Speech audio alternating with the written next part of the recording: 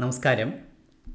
ഭാഗവത കഥകളുടെ 4ാമത് ലക്കത്തിലേക്ക് എല്ലാവർക്കും സ്വാഗതം. ഇന്ന് നമ്മൾ വരാഹ അവതാരത്തിൻ്റെ കഥയാണ് പറയുന്നത്. നമുക്കറിയാം, മഹാവിഷ്ണുവിന് 10 അവതാരങ്ങളാണ് ഉള്ളത്. ദശാവതാരം എന്നാണ് അറിയപ്പെടുന്നത്. ഏതൊക്കെയാണത്? മത്സ്യാവതാരം, കൂർമ്മ അവതാരം, കൂർമ്മം എന്ന് പറയുമ്പം ആമ, വരാഹ അവതാരം, വരാഹം എന്ന് പറഞ്ഞാൽ പന്നി, തുടർന്ന് നരസിംഹ അവതാരം, പിന്നെ വാമനൻ, അതിനുശേഷം പരശുരാമൻ, ശ്രീരാമൻ, ബലരാമൻ, ശ്രീകൃഷ്ണൻ, കൽക്കി എന്നിങ്ങനെയാണ് ദശാവതാരങ്ങൾ. അപ്പോൾ നമ്മൾ വരാഹ അവതാരത്തിൻ്റെ കഥ എന്താണ് എന്നാണ് നമ്മൾ നോക്കുന്നത്. ഒരിക്കൽ ആദ്യം ബ്രഹ്മാവ് സൃഷ്ടി നടത്തിയിട്ടുള്ള 4 പുത്രന്മാർ, അവർ മാനസപുത്രന്മാർ എന്നാണ് അറിയപ്പെടുന്ന ബ്രഹ്മാവിൻ്റെ.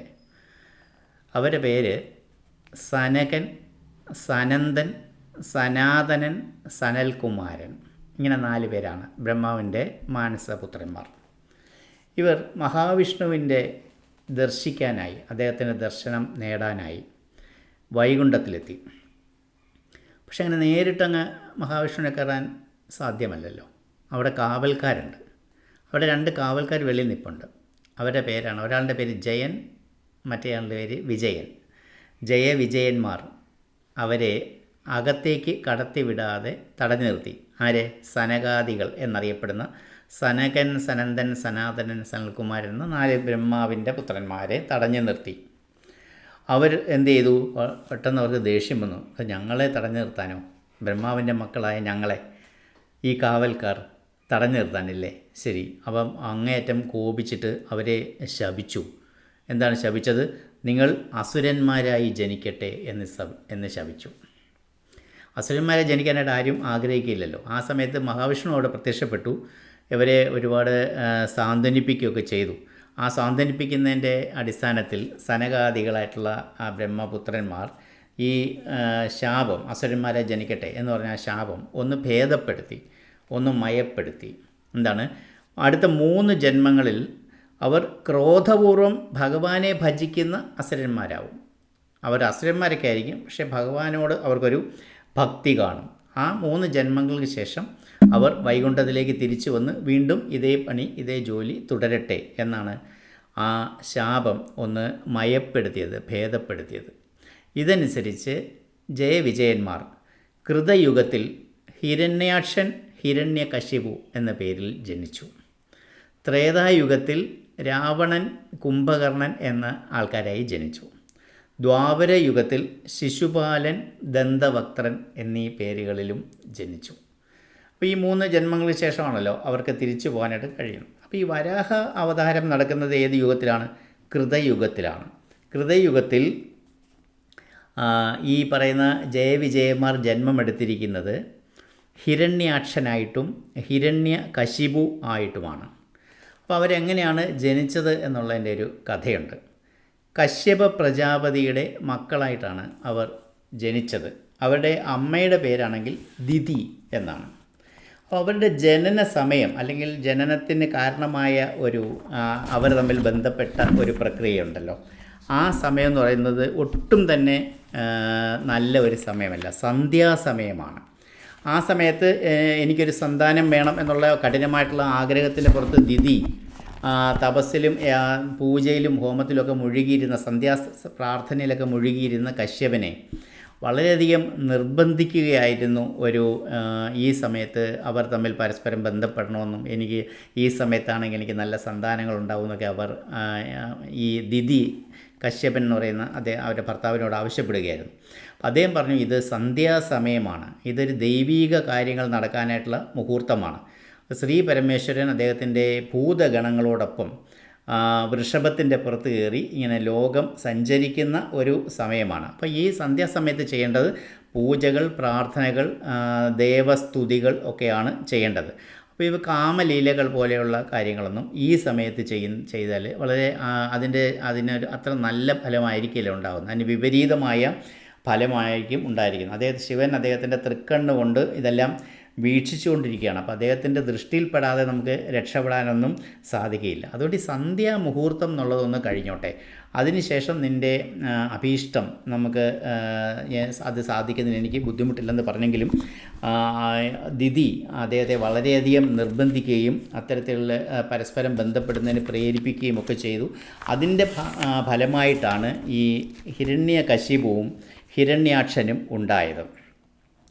ഈ സന്ധ്യാസമയത്ത് ഉണ്ടായ പത്നി സംഗമത്തിലുണ്ടായ മക്കളായതുകൊണ്ട് തന്നെ അവർ പാപികളും ദുഷ്ടന്മാരും ആയി തീർന്നു. നേരത്തെ അവർക്ക് ശാപം ഉണ്ടല്ലോ, ഇങ്ങനെ പിന്നെ ആ രീതിയിലായിരിക്കും അവർ ജനിക്കുക എന്നുള്ളത്. അപ്പം ഈ ഹിരണ്യാക്ഷനും കശിപുവും വലിയ ശക്തന്മാരായിട്ടുള്ള ആൾക്കാരൊക്കെയാണ്, പക്ഷേ അവർ അങ്ങേയറ്റത്തെ ശല്യക്കാരാണ്, മഹാമുഷ്കന്മാരാണ്. ഭക്തജനങ്ങളെ കണ്ടു കഴിഞ്ഞാൽ അവർ ഏത് രീതിയിലും അവരെ ദ്രോഹിക്കും. അപ്പം അവർ വളർന്നു വന്നതന്നെ ശരിയായ രീതിയിലല്ല, ഒട്ടും തന്നെ ഒരു ദൈവീകമായ രീതിയിലൊന്നുമല്ല അവർ വളർന്നു വന്നത്, വലിയൊരു ശല്യക്കാരായിട്ടാണ്.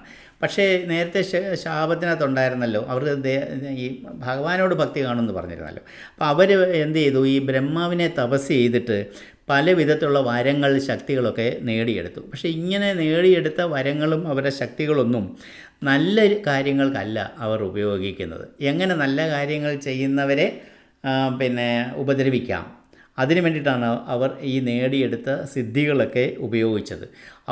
അവരുടെ നിയമപ്രകാരം ഈശ്വരൻ്റെ നാമം ഉച്ചരിക്കാൻ പോലും സാധ്യമല്ല. അതാണ് അവരുടെ അലിഖിതമായിട്ടുള്ള നിയമം. ആരെങ്കിലും ഉച്ചരിച്ചാൽ അവരെ ഉപദ്രവിക്കും. ഹിരണ്യാക്ഷനാകട്ടെ ഒരു ഗദയും കയ്യിൽ കൊണ്ടുകൊണ്ടുവന്ന് എവിടെയെങ്കിലും സജ്ജനങ്ങളെ, നല്ല ആൾക്കാരെ കണ്ടു കഴിഞ്ഞാൽ അടിച്ചു കൊല്ലും, അങ്ങനെ ഏതെങ്കിലും രീതിയിലൊക്കെ ദ്രോഹിക്കും. മാത്രമല്ല ഈ ഭൂമി ദേവിയെ തന്നെ പാതാളത്തിൽ കൊണ്ടുപോയി ഒളിപ്പിച്ചു വെച്ചു. ഇദ്ദേഹം ഹിരണ്യാക്ഷൻ. അപ്പം ഭൂമി ദേവിയെ തന്നെ പാതാളത്തിൽ കൊണ്ടുവന്ന് ഒളിപ്പിച്ചു വെച്ചിരിക്കുകയാണ്. അപ്പോൾ പിന്നെ സൃഷ്ടികർമ്മം എങ്ങനെയാണ് നടക്കുന്നത്? ഈ മനുഷ്യരാശിയുടെ, മാനവരാശിയുടെ ആദി പിതാവെന്ന് പറയുന്ന സ്വയംഭൂവ മനുവും ആദി മാതാവെന്ന് പറയുന്നത് ശതരൂപയുമാണ്. ബ്രഹ്മാവിൽ നിന്നാണ് അവർ രണ്ടുപേരും സൃഷ്ടിക്കപ്പെട്ടത്. എന്നിട്ട് അവരോട് സൃഷ്ടികർമ്മം തുടങ്ങാനായിട്ട്, ഭൂമിയിൽ സൃഷ്ടികർമ്മം തുടങ്ങാനായിട്ട് ബ്രഹ്മാവ് ആവശ്യപ്പെടുകയായിരുന്നു. പക്ഷേ ബ്രഹ്മാവിൻ്റെ ആ ആജ്ഞ ശിരസ വഹിക്കുന്നതിന് സ്വയംഭാവം മനുവിന് ബുദ്ധിമുട്ടില്ല. പക്ഷേ അദ്ദേഹം ചെന്ന് സങ്കടം ഉണർത്തിച്ചു. ഈ ഭൂമി ജലോപരിതലത്തിൽ നിന്നും താഴെ അങ്ങ് പാതാളത്തിൽ കുടുങ്ങി ഇരിക്കുകയാണ്. അപ്പോൾ ജലത്തിൻ്റെ മുകളിലേക്ക് അതിനെ ഉയർത്തിക്കൊണ്ടുവന്ന് സ്ഥിരമായിട്ട് നിർത്തുന്ന ഒരു സാഹചര്യം ഉണ്ടായാലേ എനിക്ക് സൃഷ്ടികർമ്മം നടത്താനായിട്ട് ഒക്കും. അല്ലെങ്കിൽ ഞാൻ ചെയ്യുന്ന ആ സൃഷ്ടികളെല്ലാം എവിടെയാണ് വളരുക, എവിടെയാണ് ജീവിക്കുക, എവിടെയാണ് അഭയം പ്രാപിക്കുക? അപ്പോഴാണ് അദ്ദേഹത്തിന് ഈ സന്ദർഭത്തിൻ്റെ ഗൗരവം മനസ്സിലായത്. അപ്പം ഈ മഹാവിഷ്ണുവിനെയാണ് അതിനായിട്ടൊരു പരിഹാരത്തിന് വേണ്ടി ബ്രഹ്മാവ് നിയോഗിക്കുന്നത്. ബ്രഹ്മാവ് എന്ത് ചെയ്തു? മഹാവിഷ്ണുവിനെ ബ്രഹ്മാവിൻ്റെ നാസാരന്ധ്രത്തിൽ കൂടി, മൂക്കിൻ്റെ ദ്വാരത്തിൽ കൂടി ഒരു ചെറിയ പന്നിയായിട്ട് അദ്ദേഹത്തെ മഹാവിഷ്ണു തന്നെ വരാഹമായിട്ട് ഒരു ചെറിയ പന്നിയുടെ രൂപത്തിൽ അവതരിക്കുക. തുടർന്ന് ആ പന്നി വളർന്ന് വലുതാവുകയും ചെയ്തു. അങ്ങനെ വളർന്ന് വലുതായ ആ പന്നിയെ പോരിന് വിളിക്കുകയാണ് ഹിരണ്യാക്ഷൻ.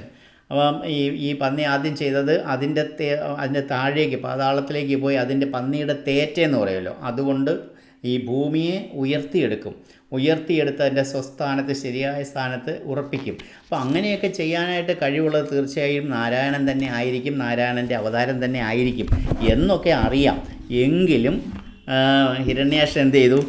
ഈ പന്നിയെ, വരാഹത്തിനെ പോരിന് വിളിക്കും, അതിനെ അധിക്ഷേപിക്കും. എന്നോട് ചുണയുണ്ടെങ്കിൽ എന്നോട് യുദ്ധം ചെയ്യാൻ വാന്നൊക്കെ പറഞ്ഞിട്ട് അതിനെ പ്രകോപിപ്പിക്കും. അങ്ങനെ പ്രകോപിപ്പിച്ച് യുദ്ധം ചെയ്ത്, ഗദ കൊണ്ടാണ് ആദ്യം യുദ്ധം നടക്കുന്നത്. അതിനുശേഷം മുൻകാല് കൊണ്ട് ഭഗവാൻ, വരാഹ അവതാരം സ്വീകരിച്ച ഭഗവാൻ അതിൻ്റെ മുൻകാല് ഉയർത്തിക്കൊണ്ട് ശക്തിയായിട്ട് ചവിട്ടി ഹിരണ്യാക്ഷനെ വധിക്കും. അങ്ങനെ ആ സമയത്ത് ദേവന്മാർ ആകാശത്ത് നിന്ന് പുഷ്പവൃഷ്ടി നടത്തി ഭഗവാനെ അനുമോദിക്കും, അഭിനന്ദിക്കും. അങ്ങനെ അവതാര ഉദ്ദേശം പൂർത്തിയാക്കിയ ശേഷം ഭഗവാൻ വരാഹ അവതാരത്തിൽ നിന്ന് മാറി മഹാവിഷ്ണുവായിട്ട് തന്നെ വൈകുണ്ഠത്തിലേക്ക് തന്നെ തിരിച്ചു പോകും. ഇതാണ് വരാഹ അവതാരം. അപ്പം നമുക്ക് മറ്റ് കൂടുതൽ കാര്യങ്ങൾ ഭാഗവതത്തിൽ നിന്ന് കുറച്ചുകൂടി കഥകളൊക്കെ നമുക്ക് അറിയാനുണ്ട്. അതെല്ലാം തുടർന്നുള്ള ലക്കങ്ങളിൽ നമുക്ക് പ്രതീക്ഷിക്കാം.